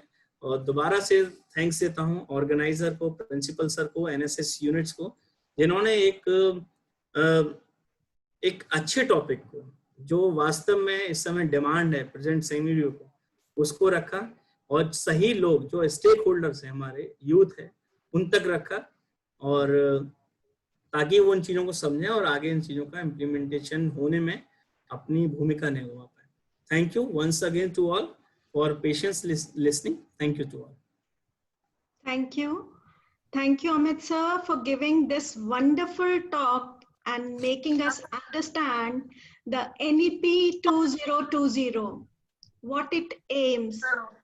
India, a global knowledge superpower, can only become if we are focusing on the aims of NEP. This policy aims to facilitate an inclusive participation and holistic approach which takes into consideration field experience, empirical research, stakeholders' feedback, as well as lessons learned from best practices. It is a progressive shift towards a more scientific approach to education. The prescribed structure will help to cater the ability of a child, both social and physical awareness. If implemented in its true vision, the new structure can bring India at par with leading countries of the world. Thank you, Amit sir, for this wonderful talk. Thank you. Thank you Thank again. you. Thank you. I've heard you on research methodology. I've heard you on technological upgradation, and now I got an opportunity to listen you on NEP, and you're a wonderful speaker, sir. Thank you. Thank you. In addition to this, I would like to bring to kind notice that our unit comprises of 2 program officers, myself and Dr. Isaac Ghosh. Isaac sir always loves to work behind the curtain. I would like to thank him for his cooperation and supportive attitude. Thank you, sir. Now I would request Dr. Isaac Ghosh to kindly propose formal vote of thanks. Over to you, Isaac sir. Thank you, ma'am. Honorable Lieutenant Colonel Dr. Anjani Kumar Mishra ji, Honorable Principal Professor S.P. Singh, Honorable keynote speaker Dr. Amit Gautam, our eminent and honorable guests Dr. Anshumali Sharma, Dr. Ashok Shroti, and Dr. Ramveer Singh Chauhan, ladies and gentlemen. It is my privilege to propose the vote of thanks on this occasion. I, on behalf of NSS St. John's College, Agra, and the college fraternity, extend a very warm and hearty vote of thanks to all the speakers for gracing the event and sharing with us their opinions. On the topic of the webinar, New Education Policy 2020, Perspective and Challenges. A big thank you to the Registrar of Dr. Bhimrao Ambedkar University for accepting our invitation and giving us his valuable time to grace the webinar and for giving his insights. A big thank you to Dr. Anshumali Sharma ji, Dr. Ashok Shroti ji, Dr. Ramveer Singh Chauhan ji for their support to St. John's College NSS units and for their words of encouragement. Our thanks to Dr. Amit Gautam, our keynote speaker, for giving us a perspective on the New Education Policy 2020 and the challenges it poses, the opportunities that it gives us and all those who are involved in it. He talked about how the National Education Policy 2020 was approved by the Union Cabinet on 29 July 2020, and which outlined the vision of India's new education system.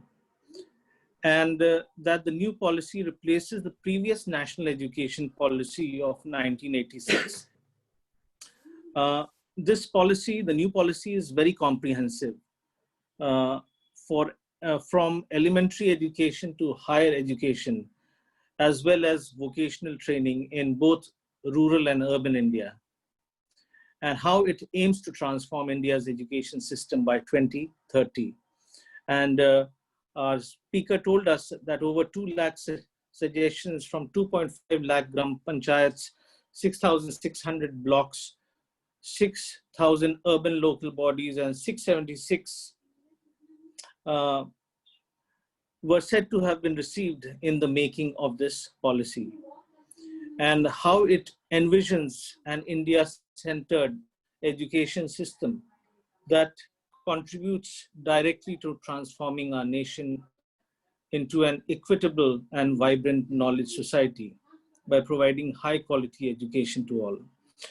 This webinar was organized to understand the intricacies of the 66 pages long document and how it impacts the lives of students and teachers and the society at large. I'm grateful to our principal, Professor S.P. Singh, for his ever constant support and enthusiasm in whatever we do. Thank you once again to our eminent panel of guests and all the participants in the webinar. I now request the host to end the webinar session. Thank you.